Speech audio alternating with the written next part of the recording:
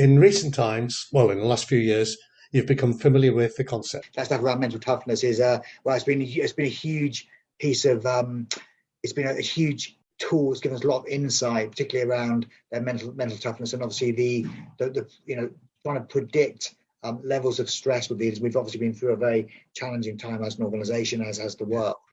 And that whole I'm a huge fan of your work, and it's amazing. The MTQ stuff is really, really good. Yeah. And how important is it, do you think, in leadership? And we're not just talking about the people at the top of an organisation, because we often see leadership, it can happen at any level in an organisation. I think I think there's this. Well, definitely one of my previous organisations, Hilton International, one of the biggest. For them, they always look for what they call DNR. That's obviously they call it drive and resilience in Hilton. All the competency was DNR, drive and resilience.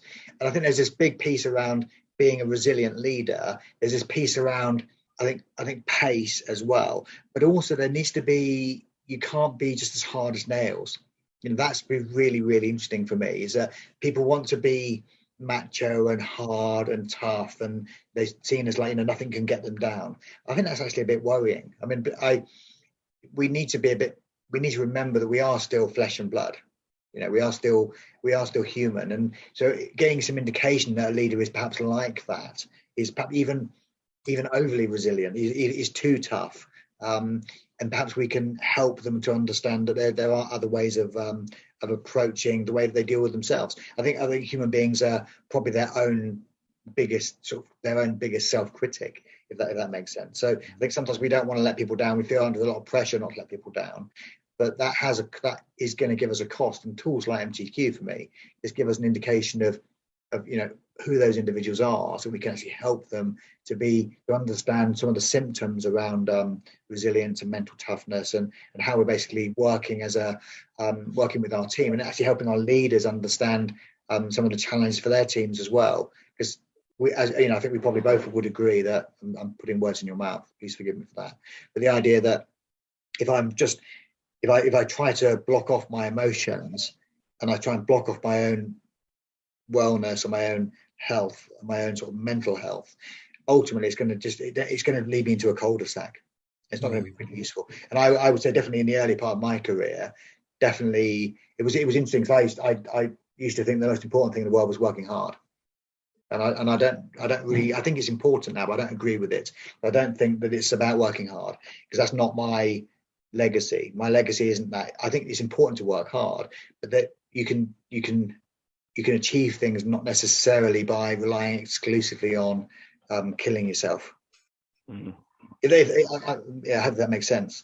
A lot of sense, yeah. And I'm interested then, Stotts, when you kind of you've described through some anecdotes there, various leaders that you've encountered, and the kind of leader that you would be too. And do you think sometimes perhaps leaders that maybe, whether it's ego driven, whether it's insecurity driven, whether it's a belief that you have to be strong and authoritarian, but do you see in those leaders that maybe they've got a misunderstanding of what mental toughness might actually look like? Because to me, mental toughness means, I think so. I think it's one of the biggest arguments I have. I have quite a few. I butt heads at work with senior leaders quite a lot, because I just feel that, rightly or wrongly, a lot of senior leaders believe that they need to be, perfect in what they do, and they need to be absolutely expert in what they're trying to do. And I think they miss a huge opportunity with actually involving more people. Because sometimes there's back to what I was saying a few minutes ago about that, the hackathons and the, getting, it's almost like kind of crowdsourcing of information. I think the more you involve other people, the more people are aware of what we're trying to achieve, and the more alignment you have, and the more they feel involved, the more kind of like clarity they have. Well, first of all, they're more motivated. They feel more engaged within the organization, which is going to be fantastic. But also they just feel they're really contributing. Then things like and don't probably don't quote me on this, but things like salaries and stuff. I think sometimes leaders believe that there's this really nasty meme. I hate it. There's a really nasty meme on LinkedIn which always gets my goat, which is where there's this little man on like a treadmill, and they're putting more money onto the treadmill, and he's moving faster and faster and faster, and that's they're saying, money motivates employees, and every time that I see that meme coming up, I obviously wade in on LinkedIn and sort of like try to put them back in their box. Much to my I put myself in mortal danger, because so many leaders kind of pile in and say that's all about the money, Stotts. Just because you've got money, you don't think that other people need to have money. It's like, yeah, I'm not convinced there. And actually, as back to my earlier comments, if you give people say, I want to get more money, I want more money, I want to get a pay rise. Okay, so what are you contributing to the organization? Like, because actually you can pretty much, you can write your own check if you're contributing. Yeah.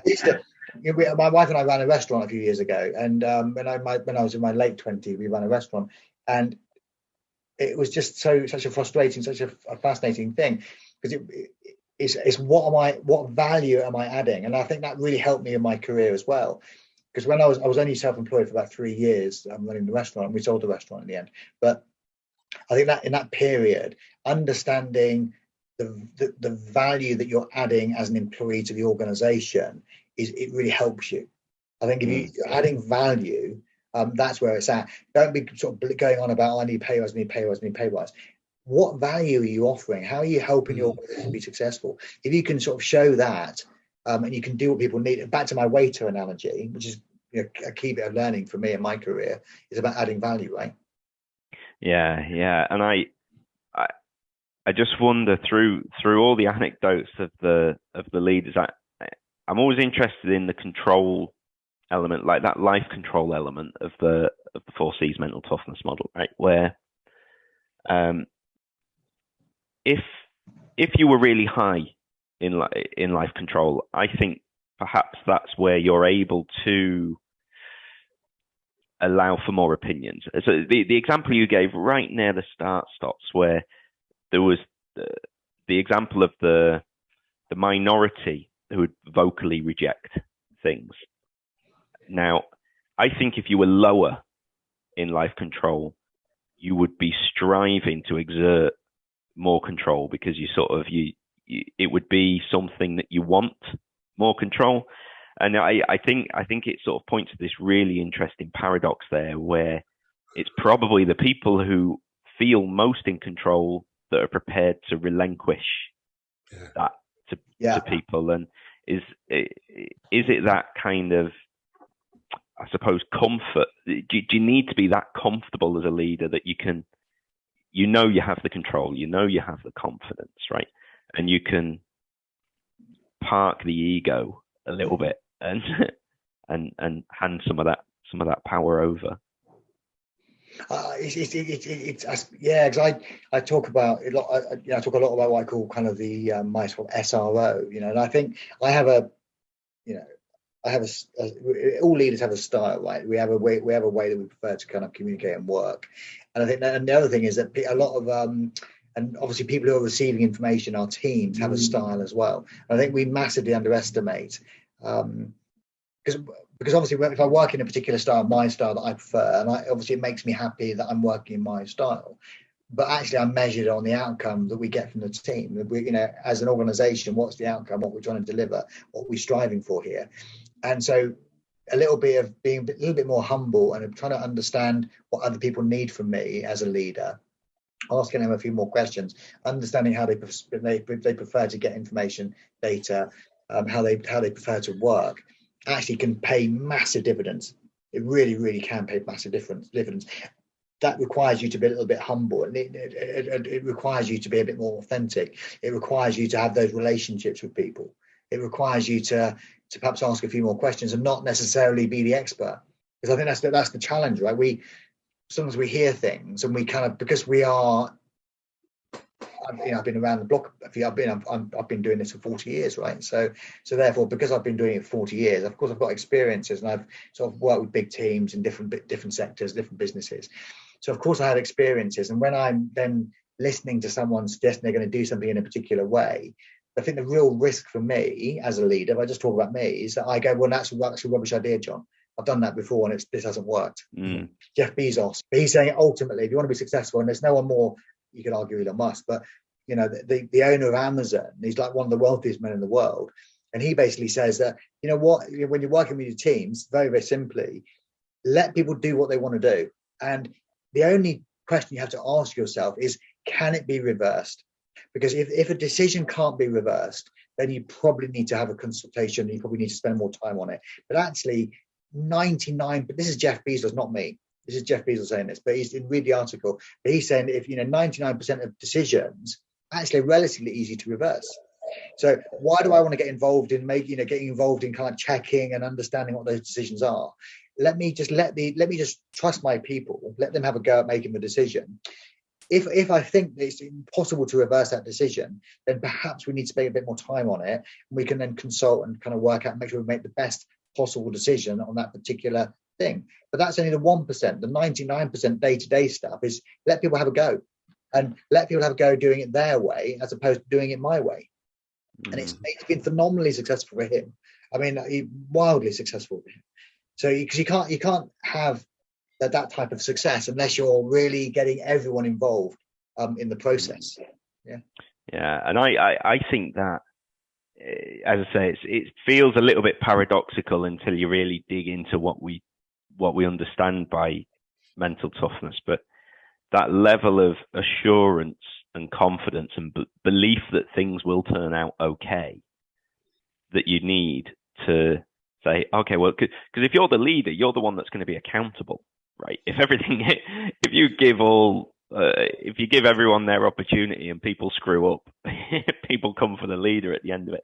So I sort of feel that the level of assurance and confidence in yourself and your team there must have to be pretty high. To me, that's mentally tough behaviours. Sometimes sitting back. There's always there's always going to be that duty of care. And I think one of the most challenging things I've done in recent years is helping both of my children to learn to drive to pass their driving tests. And they've both learned to pass their driving tests in the Middle East. And the reason I say that's quite challenging is because, if I'm driving in Germany or driving in India or driving in France or Italy or the UK, rightly or wrongly, there's a consistency in the driving, right? Which I think is so. I've driven a motorbike in India, and I know that there's no consistency. It's chaotic, right? There's no rules. It's just chaos. Yeah, consistently chaotic. I drive to Germany, and it's absolute rules, regulations. It's boxed off. I mean, they just know that other drivers are going to act in a certain way, and you just know that. Slightly less so in England, okay? I mean, but still closer to Germany than India, right? The problem, and the reason I kind of flagged this, is that then trying to teach my children to drive cars where they have multiple styles of drivers on the roads in the UAE. Yeah, so that's actually really fascinating for me, because you can't really predict who's a driver, because they have different rules and regulations depending if they're German or British or Italian or Indian or Pakistani or Filipino. They're very different styles of driving. So then, of course, you want to not let them do it, right? I mean, I love my children, so I said my gut feeling is you can't drive. Yeah. It's too dangerous. I'm not letting you drive here. It's too dangerous. Yeah. But the reality is that they do need to probably learn how to do it. We could say, well, let's go back to the UK and learn how to drive in the UK, right? But that's not really going to serve them very well, because they need to learn how to drive in the UAE or in Saudi Arabia or in Kuwait, right? So they need to understand that kind of style of driving. They need to be much more present, much more aware. I still have a duty of care towards my children. I don't want them smashing into someone and hurting themselves. I love those people even more than I love my employees. We have to protect them, but we have to also let them go. So so it's that kind of like that dynamic kind of fighting with each other. Yeah. Ultimately, they have to learn that. They have to learn that in an environment where it's going to be useful for them. So So I'm not sure whether I'm making any sense, John. But a lot. Yeah. Having the confidence. And it's going to be painful, because they're going to make mistakes. But also, I think the interesting thing for me is, when people do make a mistake, absolutely the last thing in the world I do is go and rip them out, and scream at them. And I had this guy, and I will mention him because it was amazing. I worked for two. I can't mention the second one because I think he was an absolutely abhorrent leader. But I had one of my worst leaders, a really abhorrent man, very famous. You would instantly recognize him, and he's quite a big television star. So you'd recognize him immediately. So I can't say his name, but he was just, people kept things from him because he was such a vicious man, right? And so he would bully people and harass them and scream and shout at them. So what he actually got from that was people not telling him anything. So all this kind of chaos and disaster would be ensuing around him. And his kind of, I love that word, kind of reality testing. His vision of his reality of the world was very different to what was actually happening in his business.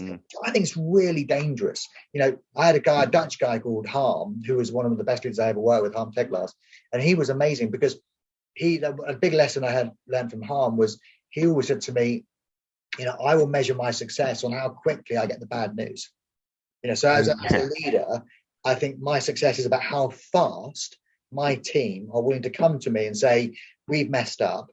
Because at that point I could fix it. If they don't want to come to me because I'm going to scream at them, or they feel that I'm going to shout at them, or in some way punish them, or send them to Coventry or whatever, then actually I'm not going to get that bad news really quickly, and that's going to get worse.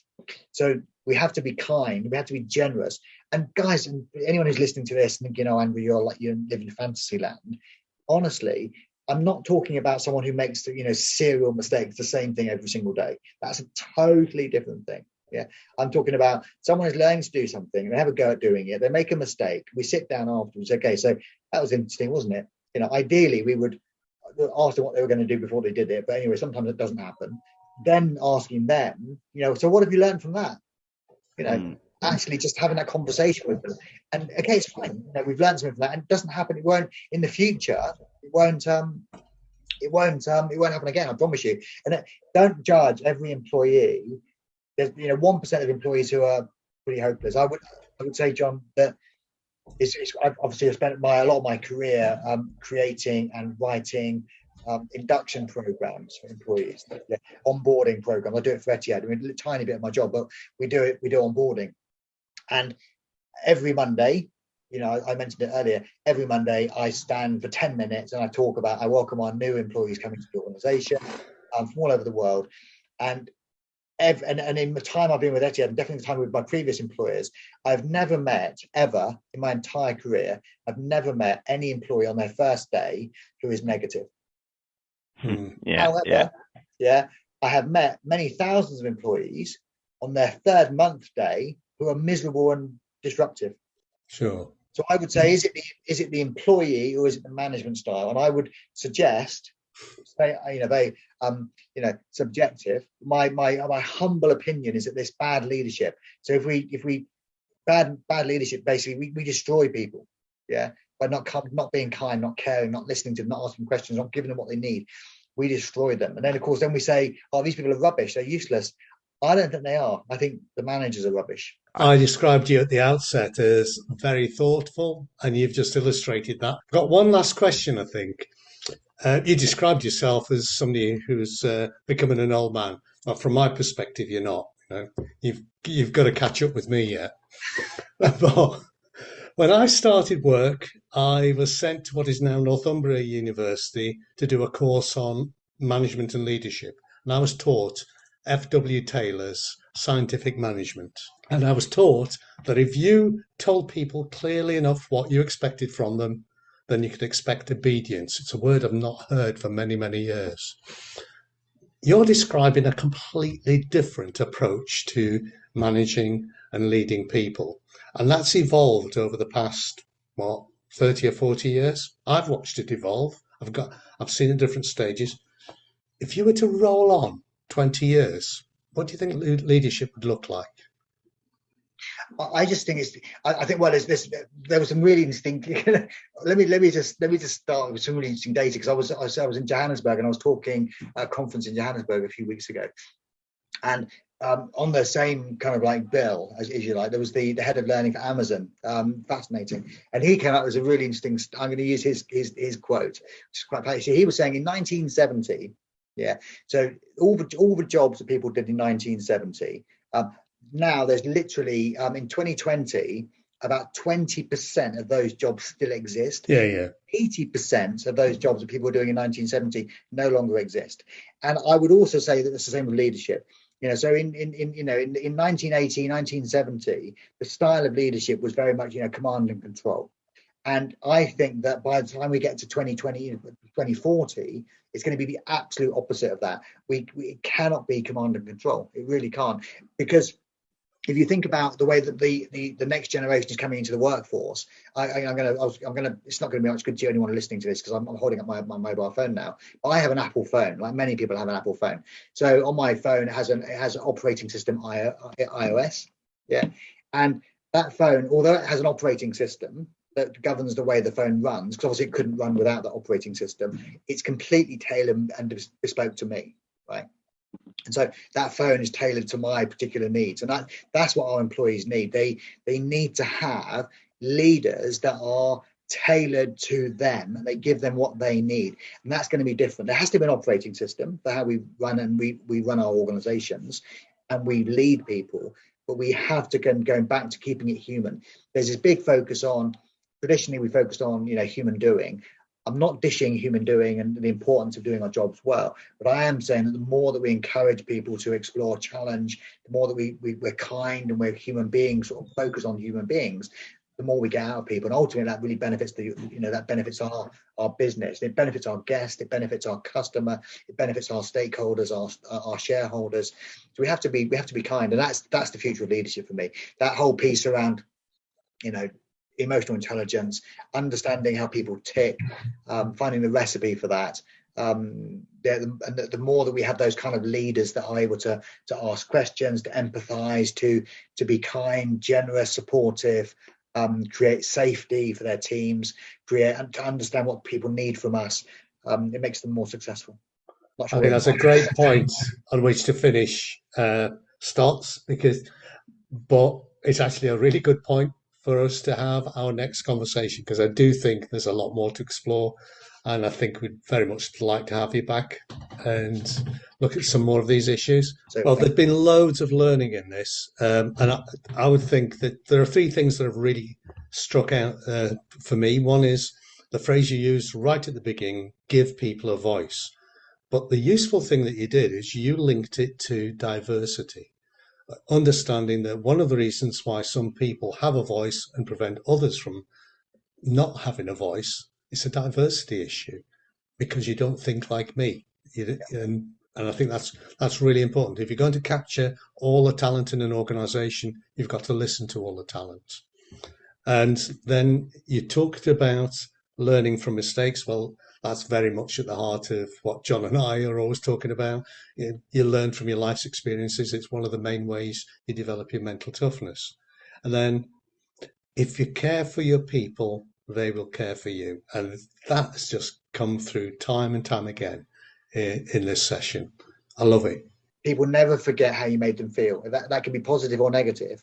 And I think for me, it's about how you make people feel when you're talking to them. Just remembering people. There's two things that make our organization successful. One is the incredible brand, but the second one is the incredible humans that work there. Because if you have a great brand and incredible humans, then it's a winning combination. Yeah, that's fantastic. And I think I'd take from that, I'm fascinated, Stotts, by the way you'll regularly, that kind of human element shows by the way that when you're talking about people, you'll talk about people as family, employees, leaders, and they're all kind of interchangeable. There's that sense, there's a real sense from you. I can understand why you'd be such a good leader from listening to you over the past while that we've been talking here. And it's interesting because the stuff around developmental psychology now kind of shows that with children, for example, if you want to develop independence in children, when that child's crying, go pick them up, show them love, show them support. Because in the past, and I think this relates to how sometimes people misinterpret how you develop toughness, right? That control and command approach, put people in a tough environment does not make them tough. It means the tough people survive and you lose the more sensitive ones. So if you're only measuring the toughness of the ones you've got at the end, you think they're tough. But actually, by attending to the crying child, you're teaching them that the world is a secure place. You're in a secure environment. You can go ahead, take chances. It'll be fine. We'll be there for you. And that's the one that's going to be the more independent, free thinker, risk taker, mentally tough individual. And I can really see how that kind of then transposes into the people that have been fortunate enough to work with you.